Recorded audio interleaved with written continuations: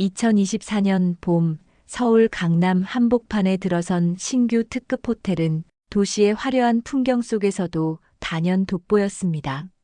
화려한 샹들리에가 수백 개의 전구를 반짝이며 로비를 물들였고 대리석 바닥 위로 쏟아지는 햇살은 더없이 눈부셨습니다.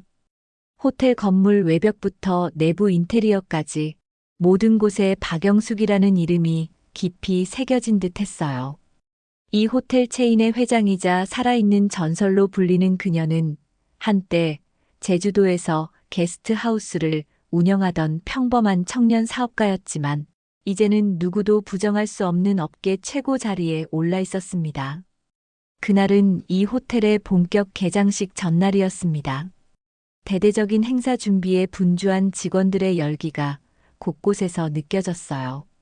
웨이터들은 식기와 유리잔을 윤이 나도록 닦고 있었고 안내 데스크 직원들은 예행 연습으로 웃는 표정을 연습하며 서로 인사를 건네고 있었습니다.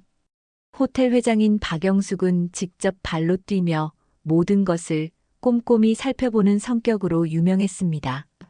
늘 최고라는 수식어가 따라다녔지만 완벽함에 집착하기보다는 직접 느끼고 확인해야 한다는 원칙을 고집했어요. 조명 각도는 어떻지? 객실 온도 조절은 제때 되고 있나? 영숙은 세심하게 체크리스트를 확인하며 투숙객의 동선, 직원들의 휴게 공간, 주방 위생 상태까지 세세하게 둘러보았습니다. 아무리 고급 호텔이라 해도 직원들이 편히 쉴 수 있는 환경이 아니면 오래가지 못한다는 것이 그녀의 신념이었죠. 그러던 중 직원 휴게실 근처에 이르렀을 때 영숙은 문득 이상한 기분을 느꼈습니다. 눈길이 자연스레 휴게실 문에 머무르고 그녀는 문 뒤에서 들려오는 누군가의 목소리에 발걸음을 멈추었습니다. 수많은 사람의 목소리를 들어왔던 그녀였지만 이 목소리는 유난히 가슴 깊숙이 와닿았어요. 이유를 알 수 없는 묘한 울림이 있었죠. 한 손에 들고 있던 서류를 슬쩍 내려다보며 생각에 잠긴 영숙은 문득 40년 전의 기억이 겹쳐 보이는 느낌에 고개를 들었습니다. 설마. 그럴 리가 없지. 그러나 가슴이 쿵쾅거리는 것은 이미 억누를 수 없는 감정이었습니다. 영숙에게는 수십 년 전부터 잊으려 해도 잊히지 않는 상처가 하나 있었거든요. 바로 동생 명자를 찾지 못했다는 죄책감이었습니다. 1984년에 일어난 부모님의 사고, 그리고 그 후에 파란만장한 삶은 영숙을 지금의 자리에 오르게 했지만 동시에 그 작은 동생을 너무 오래도록 놓아버렸습니다. 며칠 전만 해도 그저 이번 호텔 개장만 무사히 끝나면 다시 한번 동생의 흔적을 찾아봐야지라는 결심만 되뇌던 차였습니다. 그런데 불현듯 지울 수 없는 과거가 자신 앞에 맹렬히 다가온 듯한 기분이 드니 가슴이 울렁거렸어요. 영숙은 조용히 문틈으로 휴게실 안을 살폈습니다. 라디오에서 흘러나오는 곡도 아니고 TV 소리도 아닌데 휴게실 안에 있던 청소 노동자 한 분이 동료에게 무언가 말하는 목소리였어요. 목소리를 똑똑히 들은 순간 영숙은 멈칫한 채 숨을 죽였습니다. 마치 오래된 카세트 테이프에서 튀어나온 듯한 혹은 과거 어느 잊힌 공간에서 그대로 옮겨온 듯한 미묘한 음색이었죠. 수십 년 전에 동생 명자가 발랄하게 떠들어대던 그 목소리와 너무나도 흡사했습니다. 어째서, 왜 하필 지금? 영숙은 당황스러웠어요. 설렘이라기보다는 두려움에 가까운 긴장감이 온몸을 휘감았습니다. 혹시라도 성급하게 다가갔다가 실망하게 되면 어쩌나 하는 생각, 이 모든 것이 내 환상이라면 어쩌나 하는 공포가 스쳤죠. 그러나 가슴 깊은 곳에서 들려오는 소리는 분명 확인해야 한다고 외치고 있었습니다. 잠시 망설이던 영숙은 결국 조용히 휴게실 문 손잡이를 잡았습니다. 몇 초간 심호흡을 하고 천천히 문을 열었어요. 평소 카리스마 넘치던 호텔 회장의 모습은 온데간데 없이 한없이 작아진 그녀의 모습은 상상하기 어려울 정도였습니다. 누구? 계세요? 휴게실 안으로 들어간 영숙은 파란 작업복을 입은 한 아주머니와 눈이 마주쳤습니다. 하지만 아주머니를 똑바로 보기에는 아직 마음의 준비가 되지 않았어요. 영숙은 입술을 꾹 다물고 그저 가슴이 뛰는 소리를 홀로 삼켰습니다. 그때 아주머니가 다른 직원에게 건네던 말소리가 또렷하게 들려왔습니다. 감정이 북받쳐 오르는 것을 느낀 영숙은 마치 그 목소리가 자신의 머릿속 기억과 정확히 포개지는 듯한 기묘한 경험을 했어요. 바로 그 순간 서류를 떨어뜨릴 뻔했을 정도로 손이 떨렸습니다. 직원들은 호텔 회장이 직접 휴게실에 온 것을 보고 놀라서 허둥지둥 일어섰습니다.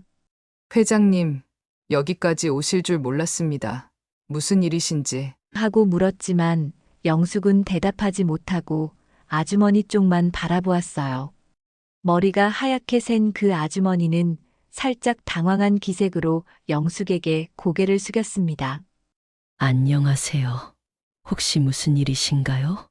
음성의 떨림마저도 너무나 익숙했습니다. 영숙은 간신히 목소리를 추스르고는 아, 별다른 일은 아니고 현장 점검 차 들렀습니다. 라고 말했지만 이미 마음은 제어가 되지 않았죠. 이윽고 아주머니의 명찰을 흘끗 본 영숙은 김명자라는 이름을 확인했습니다. 전신의 전율이 일며 눈앞이 잠시 아득해졌어요. 김명자. 어떻게? 그 이름은 영숙의 과거를 송두리째 흔드는 이름이었습니다. 그러나 그저 우연히 이름이 같은 사람일 수도 있다는 생각에 확신이 서지 않았어요. 40년이 흐른 시간, 그 세월은 너무 잔인하게 사람의 모습을 바꿔놓을 수 있으니 말입니다.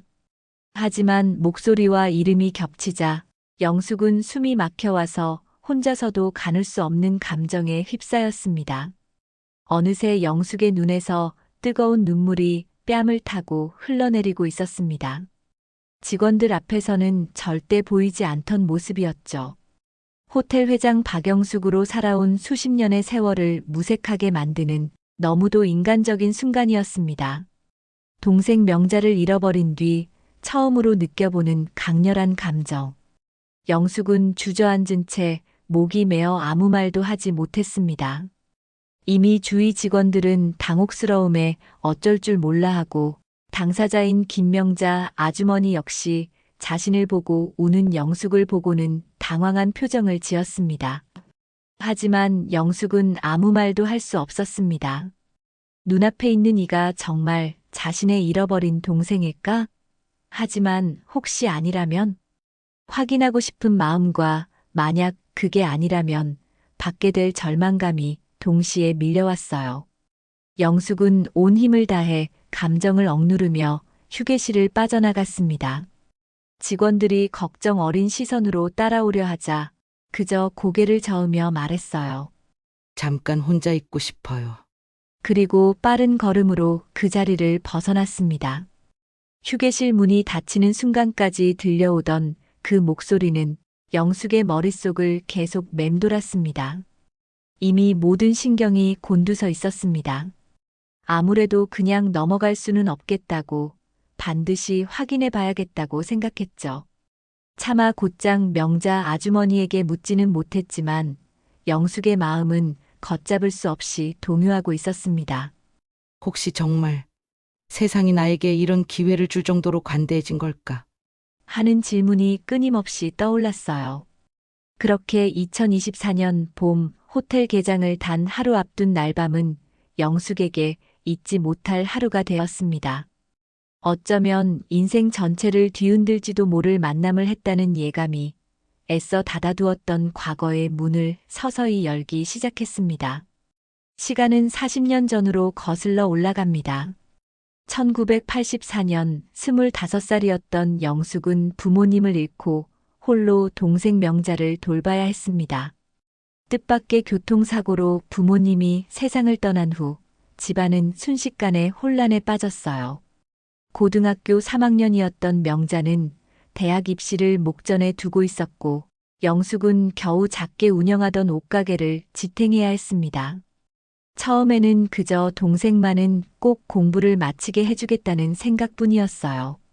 부모님의 갑작스러운 부재는 슬펐지만 그럴수록 동생을 지켜야 한다는 책임감이 강해졌습니다. 하지만 세상은 영숙의 의지와는 반대로 흘러갔습니다. 가게 경영은 점점 어려워졌고 하루가 다르게 재고와 매출이 맞지 않았습니다. 영숙은 혼자 몸부림치며 어떻게든 버텨보려 했죠. 그러나 막막한 현실 속에서 점차 빚이 늘어갔습니다. 그러던 어느 날 영숙은 결심을 하게 됩니다. 이대로 망하느니 차라리 과감하게 확장해서 승부를 보자. 열정적인 성격이었던 영숙은 오히려 어려울수록 한번 크게 도전해보고 싶었습니다. 은행 대출을 포함해 여러 곳에서 빚을 내어 더 큰 가게를 얻고 도매 거래도 확장하며 새 브랜드를 런칭하려고 시도했어요. 30이 되기 전에 인생을 바꿀 수 있다는 굳은 결심이었습니다. 하지만 인생이란 것이 늘 계획대로 되지 않는다는 사실을 영숙은 너무 늦게 깨닫게 됩니다. 믿었던 사업 파트너에게 뒤통수를 맞아 전 재산을 날릴 위기에 처해버렸어요. 약속과 달리 물건을 빼돌리고 돈을 챙겨 달아난 파트너로 인해 영숙이 떠안게 된 빚은 걷잡을 수 없이 커졌습니다. 빚쟁이들은 눈에 불을 켜고 영숙을 찾으려 했고 매일 협박 전화가 걸려왔습니다. 야, 돈 갚을 생각 안 해? 동생까지 위험해질 수 있단 말 알지? 영숙은 무엇보다 동생이 다칠까봐 두려웠습니다. 명자는 입시를 앞둔 중요한 시기에 있었습니다. 이런 문제로 동생이 정신적 신체적으로 위협받는 상황만은 막아야겠다는 절실함이 들었죠. 하루하루가 지옥 같았습니다. 가게 문은 이미 닫혀 있었고 삶은 벼랑 끝으로 몰리고 있었어요. 결국 영숙은 결단을 내립니다. 명자를 일단 안전한 친척 집에 맡기고 도망치자.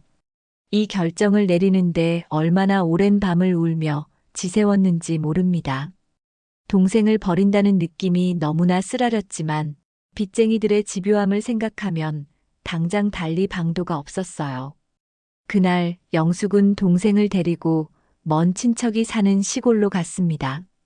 부모님과 한 번도 왕래가 없었던 먼 친척이었지만 사정을 설명하자 당분간 머물도록 하라며 명자를 받아주었습니다. 명자도 언니가 너무도 초췌해 보이는 게 걱정되어 깊이 묻지는 않았어요. 뭔가 문제가 있다는 것은 알고 있었지만 언니가 자신을 지키려는 마음이라는 사실을 어렴풋이 느꼈습니다. 금방 돌아올게. 절대 널 포기하지 않을 거야. 명자는 눈물을 참으며 대답했습니다. 알겠어, 언니. 괜찮아. 난 여기서 공부할 테니까 언니도 몸 조심해. 영숙은 동생을 꼭 안아주었어요. 그냥 잠깐이면 된다고, 조만간 돈을 구해 다시 데리러 오겠다고 스스로를 다독였습니다. 그렇지만 그 마지막 인사가 두 사람이 서로에게 건넨 마지막 말이 될 줄은 꿈에도 몰랐습니다. 집으로 돌아온 영숙은 빚쟁이들의 시선을 피하려고 급히 짐을 챙겼습니다. 옷 몇 벌과 부모님의 사진, 그리고 동생과 함께 나눠 가졌던 반쪽짜리 목걸이를 품에 넣었죠. 어머니가 돌아가시기 전에 두 딸에게 하나씩 물려주었던 소중한 유품. 그 목걸이는 영숙에게 있어 가족의 상징이자 동생을 되찾을 희망 같은 것이었습니다. 미안해, 명자야. 꼭 다시 만나러 갈게. 눈물과 함께 집을 빠져나온 영숙은 친구가 운전해주는 트럭을 타고 서울을 벗어났습니다. 빛나는 청춘의 한 페이지를 찢어버리듯 모든 것을 뒤로 한 채 도망치는 길이었습니다. 25의 그녀는 몰랐습니다. 그 선택이 동생과의 장기 이별로 이어질 거라는 것을. 영숙이 향한 곳은 제주도였습니다. 서울과 멀리 떨어진 섬이라면 빚쟁이들의 추적을 쉽게 피할 수 있으리라는 생각이었죠. 게다가 제주도는 관광지이니 일자리도 많지 않을까 하는 희망이 있었습니다. 막상 공항에 내려서 본 제주도의 풍광은 아름다웠지만 영숙에게 그 풍경은 한없이 낯설게만 느껴졌어요. 그녀의 마음속은 이미 동생에 대한 걱정과 죄책감으로 가득 차 있었으니까요. 가진 돈은 거의 없었습니다. 그래도 날렵한 사업 수완을 지닌 그녀는 한 게스트하우스에서 일손을 구한다는 소식을 듣고 찾아가게 됩니다. 겉보기엔 허름해 보였지만 바다와 가까워 외국인 관광객이 종종 찾아오는 곳이었어요. 게스트하우스 주인은 원래 서울에서 직장 생활을 하다 은퇴 후 제주로 내려온 중년 남성이었는데 영숙의 절실함을 보고 고용을 결정했습니다. 처음에 영숙이 맡은 업무는 객실 청소, 간단한 식사 준비, 예약 관리 같은 잡무였습니다. 하루에 일하는 시간이 12시간이 넘을 때도 많았죠. 하지만 그녀는 불평하지 않았습니다. 옷가게를 운영하면서 배웠던 고객 응대나 관리 노하우를 10분 활용해 게스트하우스 운영에 서서히 참여하기 시작했어요. 주인은 처음엔 사업에 실패한 젊은 처자 정도로 여기고 있었습니다. 그러나 이내 영숙이 보여주는 적극성과 책임감에 점점 신뢰를 갖게 됩니다. 밤이 되면 영숙은 동생 명자에게 쓸 편지를 몇 장씩 적었습니다. 오늘은 게스트하우스 손님 중에 외국인이 와서 영어로 몇 마디 해봤는데 내가 너무 부족하더라. 언젠간 너랑 같이 해외여행 가볼 수 있으려나? 너가 참 보고 싶구나. 그녀는 그렇게 한 장 한 장 마음을 담아 썼지만 실제로 편지를 보낼 수는 없었어요. 혹시나 빚쟁이들이 명자를 찾을까 두려웠기 때문이었습니다. 그리고 정작 친척에게 연락을 시도해 보려 해도 매번 마음이 약해져서 전화기를 내려놓곤 했죠. 언젠간 모든 빚을 갚고 당당하게 명자를 데리러 갈 거야. 영숙은 그렇게 스스로를 다독였습니다.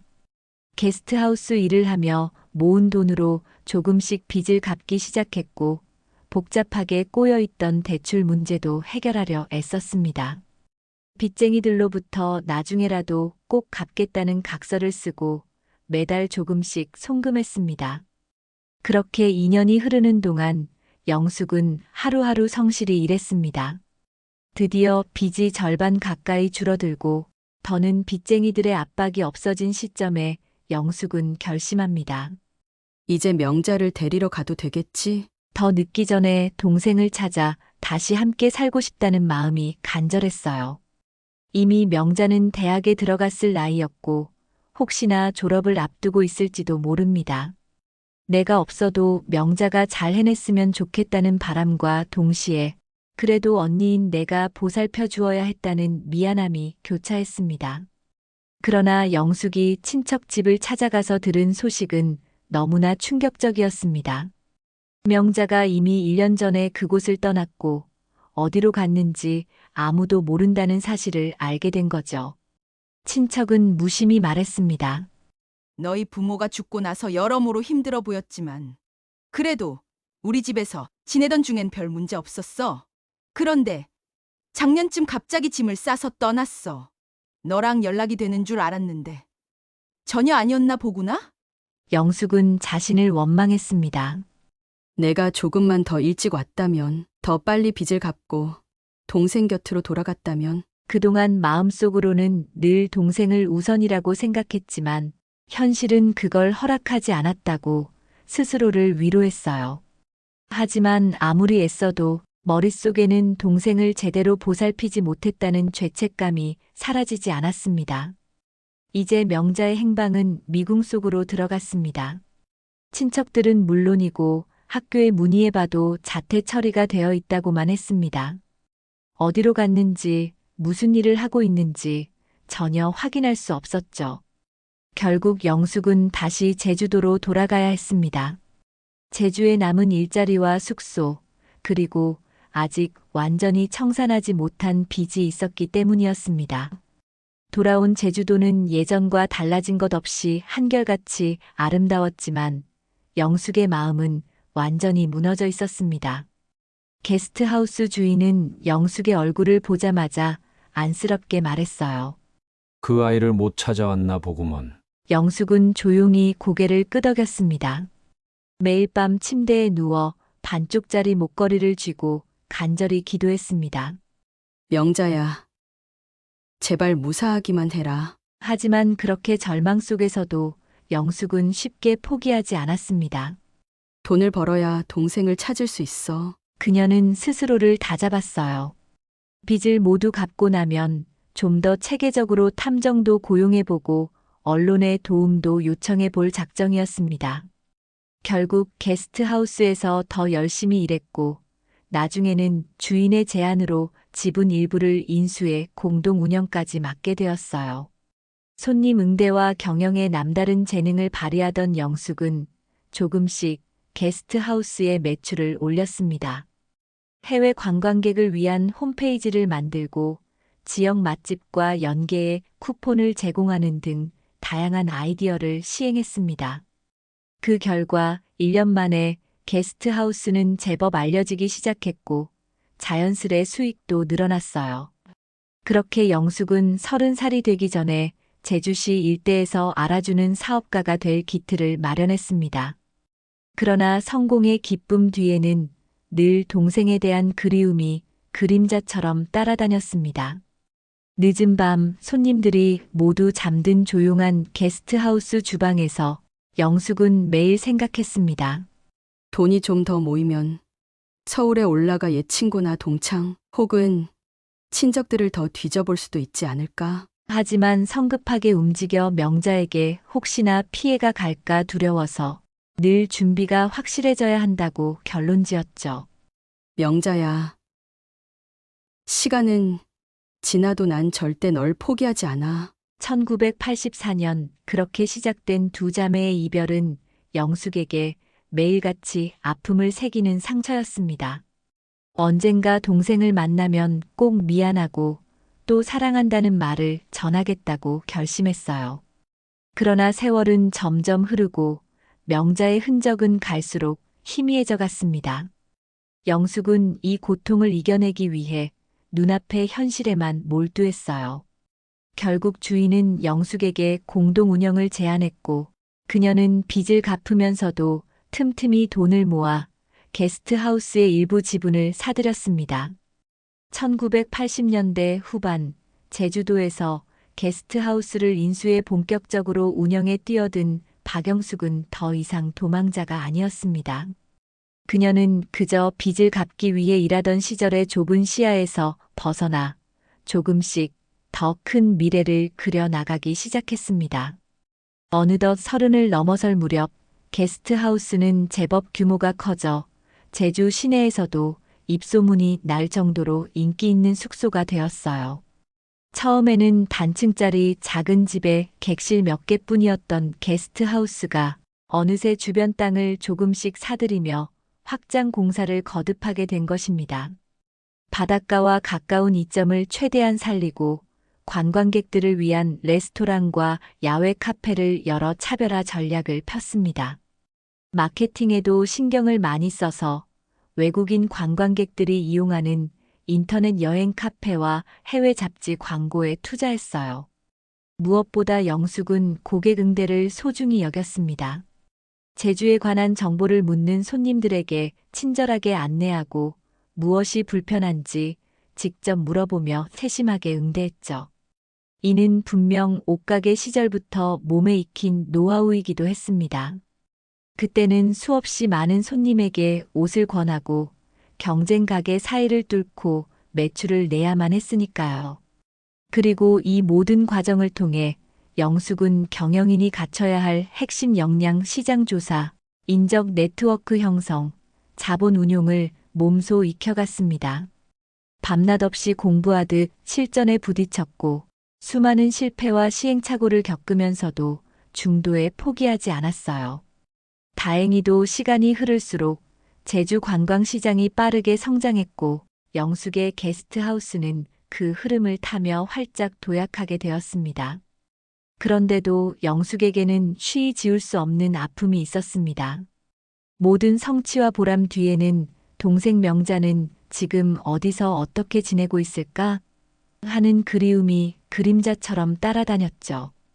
호텔 로비에 서서 밝게 웃고 있는 자신을 상상할 때조차 옆자리에 명자가 없는 허전함이 항상 남았습니다.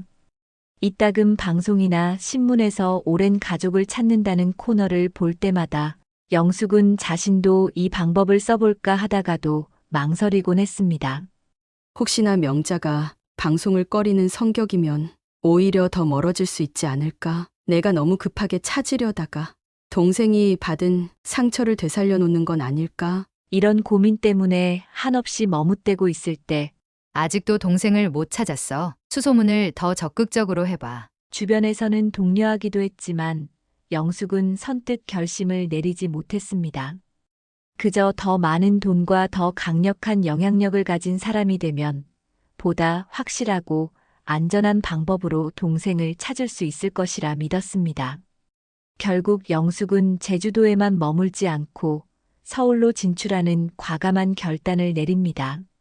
서울 강남 일대에서 시작해 전국의 대도시로 호텔 체인을 확대하려는 야심찬 계획이었죠. 관광객이 몰리는 제주도와 달리 서울은 경쟁이 훨씬 치열했습니다. 이미 유명 대형 호텔들이 자리 잡고 있었고 글로벌 브랜드 호텔 체인도 수두룩했죠. 그러나 영숙은 특유의 추진력과 섬세함으로 한국인의 정과 제주도만의 감성을 결합한 독창적인 호텔 콘셉트를 밀어붙였습니다. 직원들에게는 직접 뛰어야 한다. 모든 건 현장에서 느끼고 배워라라는 자신의 경영 철학을 주입했습니다. 그 덕분에 사내에는 상명하복식 분위기보다는 도전과 실험을 장려하는 문화가 자리 잡았어요. 예를 들어 호텔 레스토랑 메뉴에 제주 흑돼지나 감귤을 재해석한 요리를 올리고 로비에 한라산과 바다를 형상화한 전시 공간을 꾸미는 등 창의적인 시도를 대담하게 펼쳤습니다. 그 결과 영숙이 만든 호텔은 국내외 관광객들의 호평을 얻어 빠른 속도로 이름을 알렸습니다. 연회장과 컨퍼런스룸을 개방하며 기업 행사까지 유치했고 해외 유명 잡지에 소개되어 외국인들에게도 주목받기 시작했어요. 마치 롤러코스터처럼 빠르게 사업이 확장되는 동안 영숙은 참지 못하고 또다시 명자를 찾기 위한 은밀한 수색도 병행했습니다. 서울에 자리를 잡은 뒤로는 사설 탐정이나 흥신소를 통해 혹시 명자의 이름이 어디 기록되어 있는지 알아보려 했죠. 하지만 김명자라는 이름이 워낙 흔하기도 했고 명자가 도중에 이름을 바꾸었거나 주민등록이 말소되었을 가능성 등을 고려하면 찾기가 쉽지 않았습니다. 간혹 비슷한 이름이나 조건의 인물을 찾았다는 소식을 들으면 서둘러 확인하러 달려갔지만 매번 기대가 실망으로 바뀌곤 했습니다. 내가 지금 이 길을 가는 이유는 결국 동생을 찾기 위함인데 영숙은 이렇게 마음 한편에서 저릿한 고통을 안고 사업을 키웠습니다. 역설적이게도 그 고통이 영숙을 끝없이 앞으로 나아가게 한 추진력이 되었습니다. 더 높은 자리, 더 큰 호텔, 더 강력한 재력을 갖춰야 어느 날 갑자기라도 동생이 나타났을 때 마음껏 도울 수 있다고 믿었거든요. 그렇게 바삐 달려온 세월이 어느덧 30대 후반에서 40대 초반까지를 훌쩍 지나가 버렸습니다. 시간은 흐르고 영숙의 재산은 불어났지만 그녀의 마음속 빈자리만은 날로 깊어졌습니다. 수십 년이란 세월 동안 얼굴도 목소리도 잊혀질 법했지만 영숙에게 동생의 이미지는 늘 생생했어요. 흔히들 형제자매가 서로 연락이 끊기면 점차 남남이 된다고들 하지만 영숙에게 명자는 같은 배에서 태어난 영혼의 반쪽이었습니다. 어느 날 불현듯 호련히 동생이 눈앞에 나타나 언니 나야 하고 웃어주길 꿈속에서도 바랐어요. 그리고 마침내 그토록 염원하던 재회의 순간이 예기치 못한 형태로 찾아왔습니다.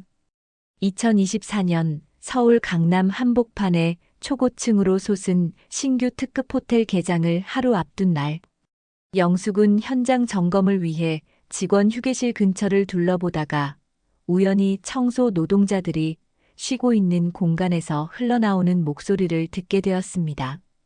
낯익고도 믿기 힘든 그 음색.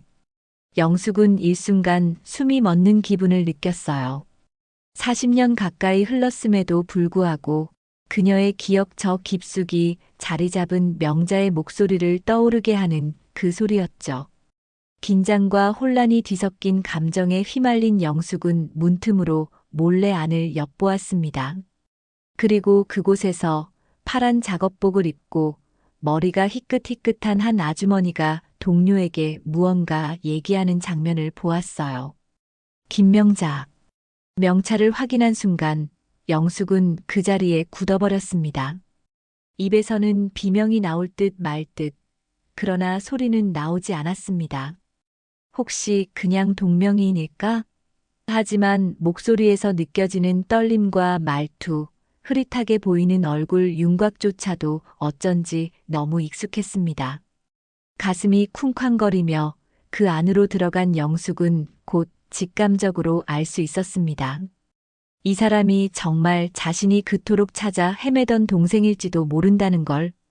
믿기 어려울 만큼 오랜 세월이 흘렀지만 결코 지워지지 않는 유전적 닮음과 어린 시절 함께 지내던 기억들이 주마등처럼 스쳐갔습니다. 잠시만. 제가 여기 좀 둘러봐도 되겠어요? 호텔 회장이 직접 휴게실에 나타났다는 사실에 청소 노동자들은 적잖이 당황했습니다. 모두가 어찌할 바를 몰라 우왕좌왕하는 가운데 영숙은 그 아주머니의 목소리를 듣는 것만으로도 이미 눈물이 나올 듯 했습니다. 자신도 모르게 손에 들고 있던 호텔 도면, 서류를 바닥에 떨어뜨릴 뻔했어요. 회장님, 무슨 일이신지요? 동료들이 물어보았지만 영숙은 아무 말도 하지 못하고 그저 김명자라는 이름표를 단 아주머니만 바라보았습니다. 너무나 복잡한 감정이 한꺼번에 솟구쳐 올라 가슴이 터질 것 같았죠. 마침 아주머니도 영숙을 이상한 눈빛으로 보고 있었습니다. 그 순간 영숙의 시야에 포착된 것은 아주머니가 목에 걸고 있는 낡은 목걸이였습니다. 어머니의 유품, 반쪽짜리 목걸이. 숨이 막힐 듯한 충격이 영숙의 온몸을 휩쓸었습니다. 그 목걸이는 어머니가 돌아가시기 전 언니인 영숙과 동생인 명자에게 한 쌍으로 물려주었던 소중한 유품이었습니다. 반으로 나뉜 펜던트가 각기 다른 무늬를 가지고 있었는데 서로를 맞춰야만 완전체가 되는 특별한 목걸이였어요. 영숙은 주저앉아 바닥에 주저앉고야 말았습니다. 그동안 쌓아왔던 단단한 자아와 호텔 회장으로서의 위엄이 무너지고 그저 수십 년 전 동생을 잃고 헤맸던 한 여성이 되어버렸어요. 눈물이 왈칵 쏟아졌습니다. 식은땀까지 흘리며 숨이 가빠지는 영숙을 보고 직원들과 김명자 아주머니는 깜짝 놀라 달려왔습니다. 회장님, 괜찮으세요? 어디 아프신 건지. 청소부 아주머니들 몇 명이 물과 수건을 가져와 영숙을 부축했지만 영숙은 도통 진정이 되지 않았습니다. 명자야. 혹시 명자야? 자신도 모르게 영숙은 눈물 섞인 목소리로 김명자를 불렀습니다. 아주머니가 그 소리를 듣고 동그랗게 눈을 뜨더니 목걸이를 움켜쥔 채 영숙을 바라보았어요. 말로 표현할 수 없는 전율이 두 사람 사이를 가로질렀습니다. 영숙은 떨리는 손으로 자신의 옷깃 안쪽에서 비슷한 모양의 목걸이를 꺼냈습니다. 세월을 겪으며 빛이 발했어도 결코 버릴 수 없었던 물건. 김명자는 그것을 본 순간 자리에서 벌떡 일어섰습니다. 그리고는 놀란 눈으로 영숙의 얼굴을 한참 들여다보더니 떨리는 목소리로 조용히 말했죠. 언니, 우리 언니 맞지? 정적이 흘렀습니다. 휴게실 안에 있던 모든 사람은 숨소리조차 내지 못했습니다. 호텔 회장이 자신들을 직접 점검한다고 해서 당황했던 사람들도 이제는 전혀 상상하지 못한 광경에 어찌할 바를 몰랐어요. 오랜 세월 끝에 서로를 알아본 두 자매는 그 자리에서 아무 말도 할 수 없었습니다. 영숙은 눈물을 주체하지 못한 채 그대로 명자를 끌어안았습니다. 명자야, 명자야. 명자야라는 말이 몇 번이나 터져 나왔는지 모릅니다. 명자는 아직도 믿기지 않는다는 듯 영숙을 가만히 끌어안고 함께 울기 시작했어요. 40년이라는 긴 시간, 그 무게가 단숨에 녹아내리는 순간이었습니다. 그날 밤 호텔 행사 준비는 뒤로 미뤄둔 채 영숙은 명자를 근처 스위트룸으로 조심스레 안내했습니다. 개장 전이라 객실은 아직 비어 있었지만 그 어느 VIP 투숙객을 모실 때보다도 떨리고 조심스러운 발걸음이었어요. 명자도 마찬가지였습니다. 뭐라 설명하기 힘든 감정에 휩싸인 채 언니의 뒤를 따라 호텔 복도를 걸어갔습니다. 커다란 창문 너머로 보이는 서울의 야경이 화려하게 빛나고 있었지만 두 자매에게는 주변 풍경 따위는 눈에 들어올 리 없었습니다. 스위트룸 문이 닫히는 순간 긴장이 풀린 듯 명자는 눈물을 터뜨렸고 영숙 역시 함께 울음을 터뜨렸습니다. 언니, 정말 언니가 맞아? 나는 내가 이 목걸이를 차고 있으면서도 이제 더 이상 언니를 못 볼 줄 알았어.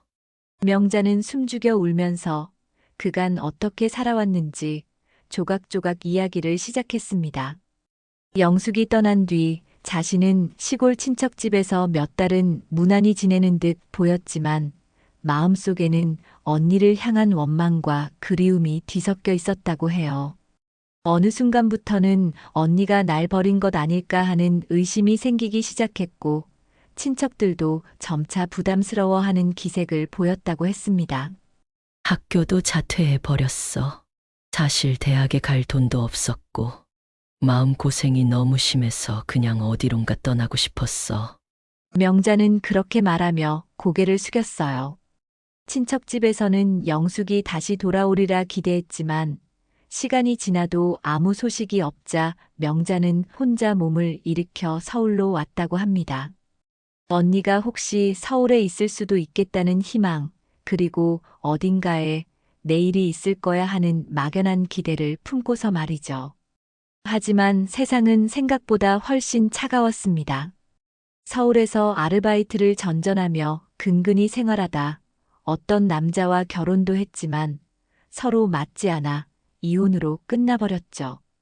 명자는 그 이후로도 여러 지역을 떠돌며 일했습니다. 공장 노동, 식당 서빙, 청소일까지 가리지 않고 했어요. 한 곳에 오래 머물지 못하고 떠돌이 생활을 하다 보니 친척이나 옛 지인들과 완전히 연락이 끊겼고 결국 영숙이 새로운 이름으로 사업가가 되어 있다는 소문조차 듣지 못했습니다. 그래도 늘 언니를 생각했어. 혹시나 언니가 날 찾아올까봐. 목걸이는 절대 버리지 않았어. 이게 내가 언니와 연결된 유일한 끈이었으니까. 명자의 말에 영숙은 눈물을 훔치며 고개를 끄덕였습니다. 자신도 가슴 한편에서 똑같은 후회와 죄책감을 간직하고 있었으니까요. 특히 영숙이 해외 자본 유치 문제로 이름을 바꾸었다는 사실이 명자에겐 결정적으로 언니를 찾기 어렵게 만든 요인이었습니다. 당시 영숙은 국내외 투자를 받을 때 박영숙이 아닌 조금 더 중성적이거나 글로벌하게 통하는 이름을 쓰기도 했는데 이 과정에서 주민등록상 이름까지 복잡하게 꼬였던 적이 있었습니다. 미안해, 명자야. 내가 그런 생각까지 못했어. 널 지키려고 도망쳤다고 하지만 결국 너를 더 힘들게 한 건 나라는 걸 잘 알아. 명자는 고개를 젓으며 자기 탓도 크다고 했습니다. 둘 다 결국 어긋난 상황에서 서로를 찾고 싶었지만 세상이 만만치 않아 쉽게 이루어지지 않은 겁니다. 두 자매는 서로를 껴안고 한참을 울었습니다. 아무도 없는 스위트룸, 조용한 밤 공기, 그리고 창밖에 흐르는 불빛만이 그들의 대화를 지켜보고 있었어요. 언니, 그동안 정말 고생 많았어. 이렇게 훌륭한 호텔의 회장이 되다니. 나 믿기지가 않아. 너가 나 몰래 자랑스러워해 주길 바랐어. 하지만 너가 없으니 무슨 소용이 있겠어? 모든 게 공허했어. 두 사람은 이렇게 마음 깊숙이 담아둔 속내를 하나둘 꺼냈습니다. 명자는 사실 얼마 전까지도 다른 도시에서 청소 일을 하다 최근에 지인의 소개로 이 호텔에 채용되었다고 했습니다. 정말 신기하다. 이렇게 언니를 다시 만나다니. 이게 꿈이 아니면 좋겠어. 명자는 언니의 손을 꼭 잡았습니다. 언니에게 미안함과 고마움을 동시에 느낀다고 말했어요. 그리고 자신도 버려졌다고 생각한 시절이 길었지만 시간을 돌이킬 수 없다는 걸 알기에 이제 원망은 훌훌 떨쳐내겠노라고 했습니다. 영숙 역시 조용히 고개를 끄덕이며 다시는 동생을 놓치지 않겠다고 굳게 다짐했습니다. 그렇게 두 자매는 밤새 이야기를 나눴습니다. 자정이 넘도록 그리고 새벽이 밝아올 때까지도 끝나지 않는 대화였죠. 명자는 지나간 삶의 고비들을 조금씩 고백했어요. 배신을 당해 길거리로 내몰렸던 날들, 결혼 생활 속 상처, 아무리 애써도 나아지지 않던 궁핍. 영숙은 그 모든 사연을 하나하나 듣고 함께 울고 공감했어요. 또 영숙 역시 자신이 호텔 사업을 이끌어오면서 느꼈던 외로움과 공허함, 수백억의 매출을 올려도 채워지지 않던 허무함을 털어놓았습니다. 내가 만약 빚에 쫓겨 제주도로 가지 않았더라면 우리 인생은 달라졌을까? 너가 대학에 들어가고 내가 작은 옷가게라도 꾸준히 이어갔다면. 후회가 뒤섞인 말들 속에서 두 자매는 서로를 탓하지 않았습니다. 그저 이미 지나간 과거를 보듬고 앞으로 남은 시간을 어떻게 함께 보낼지 생각해 보기로 했죠. 오랜 시간 껴안고 있던 돌덩이를 내려놓는 기분. 두 사람의 눈물로 축축해진 그 밤은 마치 한 편의 영화 같은 시간이었습니다. 이윽고 새벽이 다가오면서 명자는 조용히 창가로 다가가 서울의 야경을 바라보았습니다. 언젠가 언니가 정말 멋진 호텔을 지으면 그곳에서 함께 창밖을 구경하는 상상을 하기도 했지만 그것이 현실이 될 줄은 몰랐어요. 영숙은 뒤에서 동생을 지켜보며 이 순간이 소중하고 또 소중해 꾹꾹 가슴에 새겼습니다. 명자야. 오늘부터 우린 절대 떨어지지 않을 거야. 영숙이 다가와 작은 목소리로 말하자 명자는 살며시 눈을 감고 고개를 끄덕였습니다. 긴 시간의 아픔은 완전히 사라지지 않을 수 있지만 이제 그 아픔을 함께 짊어지고 갈 수 있는 사람이 있었습니다. 마침내 40년이라는 세월도 지우지 못한 자매의 정이 둘을 다시 이어주었습니다. 이튿날 새벽 박영숙은 개장 행사 준비로 분주하게 움직이면서도 마음 한구석에서 동생 김명자의 존재를 놓지 않았습니다. 호텔 개장식이라는 거대한 이벤트가 눈앞에 다가왔지만 영숙에게는 이미 그것을 뛰어넘는 인생 최대의 선물이 주어진 셈이었죠. 긴 밤 동안 서로의 지난 삶을 털어놓으며 마음을 나눈 두 자매는 새벽녘이 되어서야 겨우 잠시 눈을 붙였습니다. 아침 햇살이 객실 커튼 사이로 스며들자 가장 먼저 깨어난 영숙은 침대 옆에 나란히 누워있는 명자를 조용히 바라보았습니다. 지난날 어쩔 수 없이 헤어진 뒤로 상상 속에만 존재하던 동생이 이제 바로 곁에 있었습니다. 어쩌면 그토록 간절히 바라던 일이 막상 현실이 되니 오히려 실감이 나지 않았습니다. 하지만 창문 너머로 보이는 서울의 빛나는 아침처럼 이 재회 역시 명백한 현실이었죠. 조심스레 침대에서 일어난 영숙은 직접 명자를 위한 아침 식사를 준비하려고 했습니다. 회장이라는 이름을 달고 있을 때는 보통 직원들에게 모든 것을 맡겼지만 오늘만큼은 달랐습니다. 냉장고에는 아직 행사 준비용 식재료만 잔뜩 있었지만 간단한 달걀 요리와 채소, 토스트를 구의 작은 식탁에 차렸습니다. 그리고 명자가 깨어나기를 기다렸죠. 얼마 뒤 명자가 눈을 떴습니다. 살짝 부은 눈으로 주변을 둘러보던 명자는 잠시 멍하니 있다가 영숙과 눈이 마주치자 부끄러운 듯 미소를 지었습니다. 한동안 말없이 서로를 바라보기만 했지만 그 눈빛에는 깊은 안도감이 어려 있었습니다. 이제 정말 시작이야. 영숙이 조용히 말하자 명자는 고개를 끄덕였어요. 둘 다 할 말이 너무 많았지만 이미 밤새도록 이야기했기에 오히려 오늘 아침은 평온한 기운만 감돌았습니다. 배고프지? 일단 기운부터 차리고 오늘 호텔 개장식에 함께 가자. 개장식이 오늘이라면서 정말 중요한 날이잖아.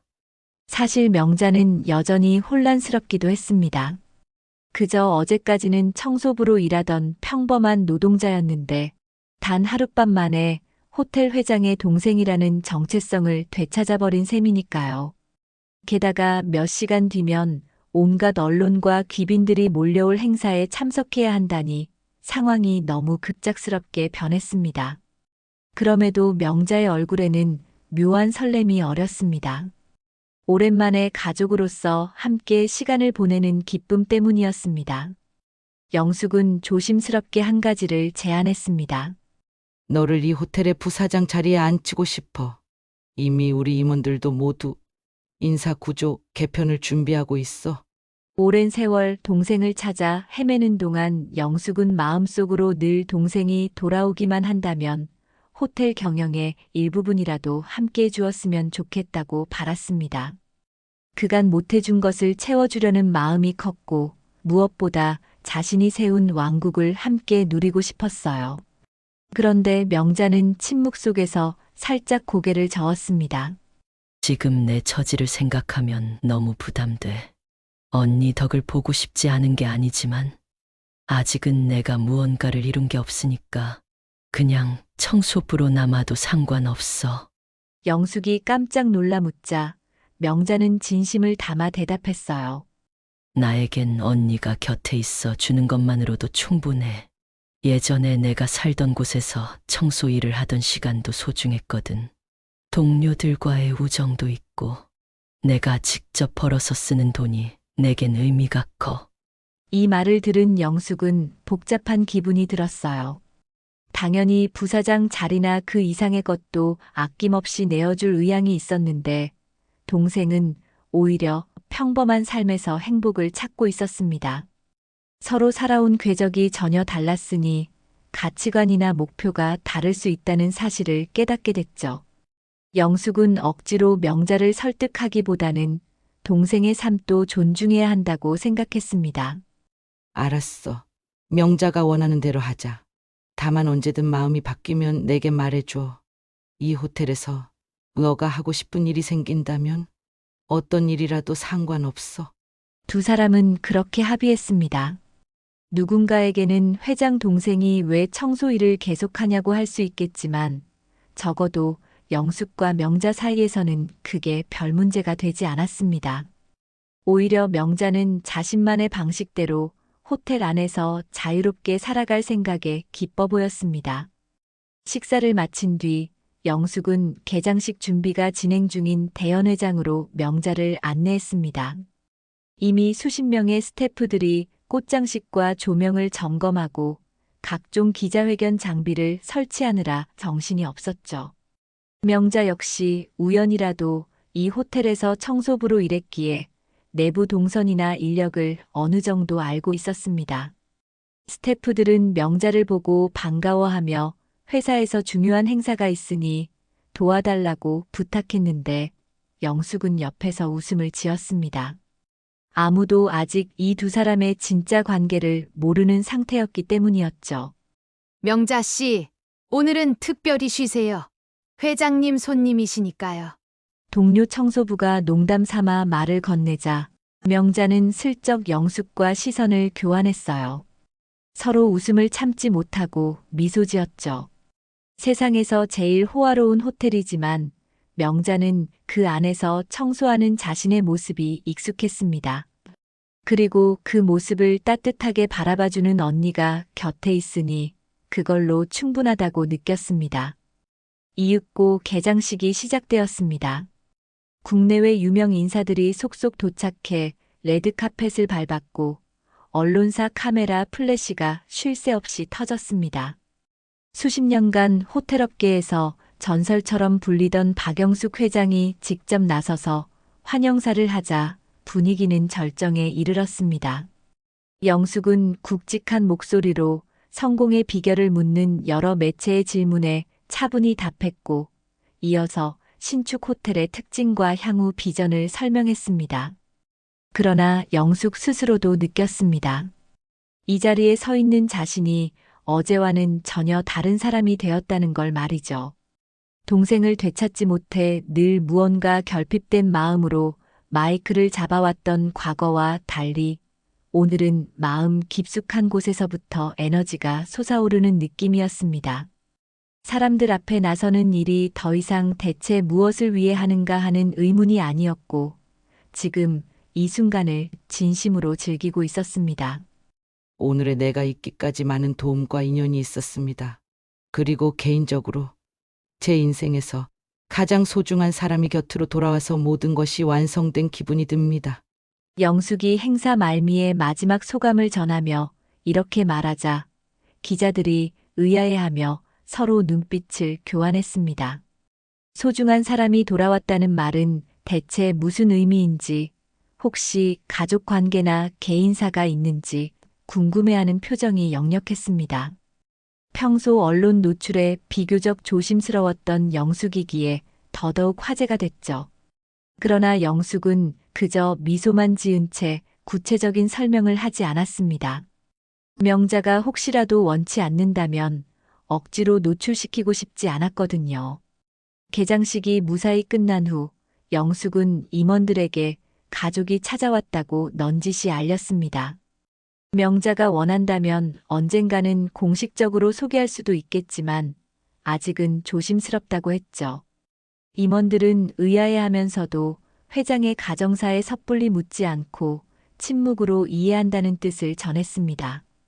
그날 늦은 오후 영숙은 명자와 함께 호텔 로비를 천천히 걸었습니다.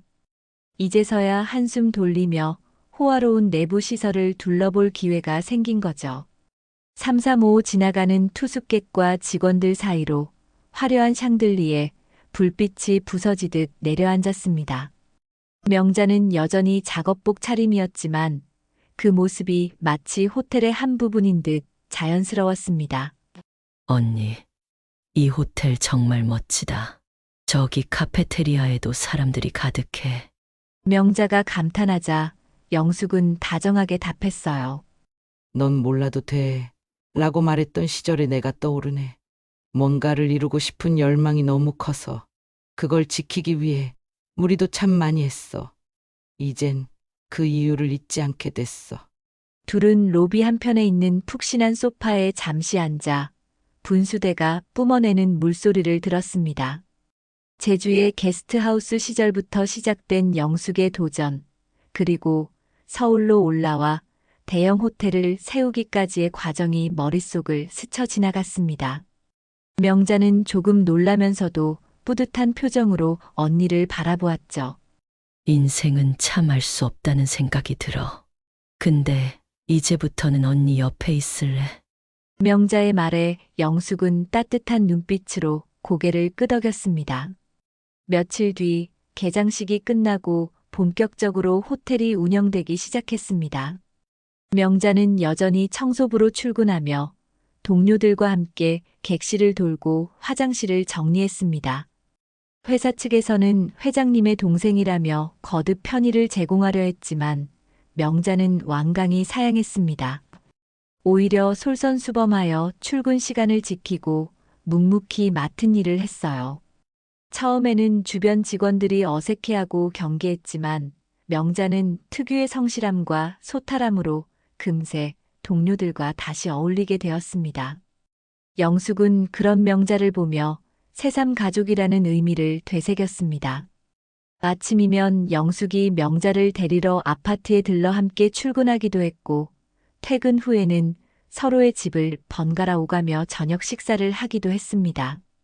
명자는 울퉁불퉁한 삶을 살아왔지만 그래서인지 어느 순간부터는 소소한 일상에서 즐거움을 찾는 법에 익숙해 있었죠. 어느 주말 두 자매는 제주도로 여행을 떠났습니다.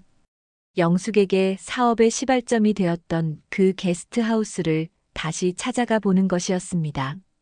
이제는 영숙이 직접 운영하지 않고 전문 경영진에게 맡겨둔 상태였지만 건물 자체는 예전 형태를 유지하고 있었어요. 은퇴했던 옛 주인도 마중을 나왔고 명자는 바닷가에 서서 한동안 잔잔한 파도 소리를 들었습니다. 여긴 예전에도 이렇게 아름다웠을까? 난 몰랐네. 명자는 바닷가에 작은 의자를 끌어놓고 앉아 있었어요. 영숙은 옆에 나란히 앉아 바람에 흩날리는 동생의 머리칼을 조용히 바라보았습니다. 둘 다 이제는 나이가 들어 머리에 조금씩 흰색이 섞여 있지만 그 순간만큼은 어린 시절로 돌아간 듯한 기분이 들었습니다. 옛 주인은 반가워하며 영숙이 처음 제주도에 왔을 때의 이야기를 꺼냈습니다. 아가씨가 처음엔 두려움에 떨고 있었지. 바닷바람이 거세도 절대 안 꺾이더라고. 게스트하우스 살림을 통째로 뒤바꿔 놓았어. 그때는 동생을 찾으려면 빨리 빚을 갚아야 한다는 생각뿐이었어요. 그게 날 버티게 했죠. 서로 겪어온 시간의 간극을 조금씩 메워가는 느낌이었죠. 제주 여행을 마치고 서울로 돌아온 두 사람은 헤어진 가족을 찾는 사람들을 돕는 재단을 만들기 위해 본격적으로 준비에 들어갔습니다. 영숙은 이미 예전부터 후원을 해오고 있었지만 명자가 직접 재단 일을 맡아 운영 방향을 논의하기를 바랐습니다. 자매 모두 가족을 잃고 방황하는 아픔이 얼마나 큰지 알고 있었으니 같은 상황에 놓인 이들을 돕고 싶다는 마음이 깊었죠. 명자는 재단이 실질적으로 도움이 되도록 스스로 발로 뛰며 관련 기관과 상담 일정을 잡았습니다. 영숙은 기꺼이 자금을 지원하고 재단 설립에 필요한 인력들을 연결해 주었습니다. 이 과정에서 명자는 정신없이 바빠졌고 청소부 일을 병행하기가 쉽지는 않았지만 주위 동료들의 응원과 언니의 지원에 힘입어 최선을 다했습니다. 재단 설립 후 첫 기획으로 잃어버린 가족을 찾는 법률 및 수사 절차 지원 프로젝트가 진행되었습니다. 경제적으로 여력이 없어 사설 탐정이나 변호사를 구하지 못하는 사람들에게 무료로 도움을 주는 프로그램이었어요. 한 달 만에 전국 각지에서 엄청난 문의가 쏟아져 들어와 명자와 팀원들은 밤낮 없이 전화와 이메일을 확인했습니다. 영숙도 중요 일정을 조정하며 재단 회의에 참석했습니다. 가끔 지쳐 보이는 명자를 볼 때마다 영숙은 쉬면서 하라고 말하고 싶었지만 명자는 오히려 이렇게 말했습니다. 언니 덕분에 내가 보람차게 살 수 있어. 이 재단 일이 본인에게는 더없이 소중한 기회라며 과거의 자신처럼 가족과 생이별한 이들에게 작은 희망의 빛을 전하고 싶다고 말이죠. 두 자매는 또한 지역 고아원과 보육원에도 큰 후원을 시작했습니다. 특별한 행사나 기부보다는 실질적으로 운영비와 아이들의 교육 의료를 지원하는 형태였습니다. 명자는 주말마다 고아원에 방문해 아이들과 놀아주기도 하고 보육교사들과 함께 개선할 점을 논의했습니다. 영숙은 조용히 동생을 지켜보며 이것이 명자가 찾아낸 행복의 길이라고 확신했습니다. 어느 날 저녁 재단 사무실에서 서류 작업을 마친 명자는 늦게까지 기다리고 있던 영숙과 함께 퇴근했습니다. 도심의 불빛이 반짝이는 거리를 함께 걸었어요. 오늘은 우리 집에서 저녁 먹을까? 명자는 웃으며 고개를 끄덕였습니다. 이제는 언니와 함께 식탁에 마주 앉아 조용히 대화를 나눌 수 있다는 사실이 너무나 소중했습니다. 우리 이제 어떻게 살아갈까? 더 많은 사람을 돕고 내가 아끼는 사람들과 소중한 시간을 누리면서 살고 싶어. 너와 함께라면 어딜 가도 좋을 것 같아. 나도 그래. 이제 외롭지 않아.